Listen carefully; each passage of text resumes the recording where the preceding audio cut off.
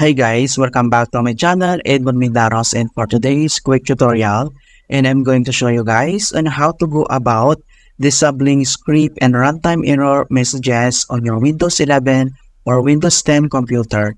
So typically, these error messages will give you the ability to end or stop a program or task that has caused errors in the file or features within a certain program that you're coming across this issue.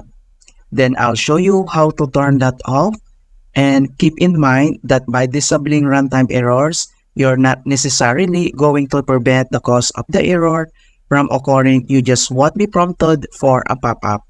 Alright, so without further ado, and let's go ahead. Ang next step ay dito lang sa searching bar ng ating computer, ay search mo lang dito yung internet option. Ayan, and then click mo lang itong open. So dito sa internet properties, dito lang sa taas ay kailangan mo lang i-select dito yung advanced. So i-click mo lang dito. And then dito sa advanced, and then dito lang sa kanyang settings.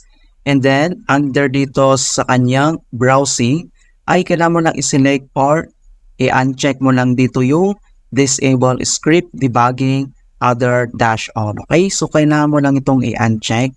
And so makikita mo din dito yung mga other option settings dito. Okay. So, andito rin yung always record developer, enable FTP folder, okay? So, kailangan mo lang i-uncheck tong disable script debugging. And then, after that, kailangan mo lang i-click tong apply, and then click mo tong okay.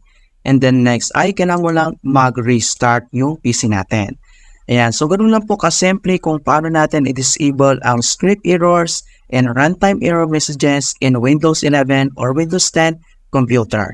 Okay, so please don't forget to like this video, subscribe to my channel for more quality content. Thank you guys, and see you in my next tutorial.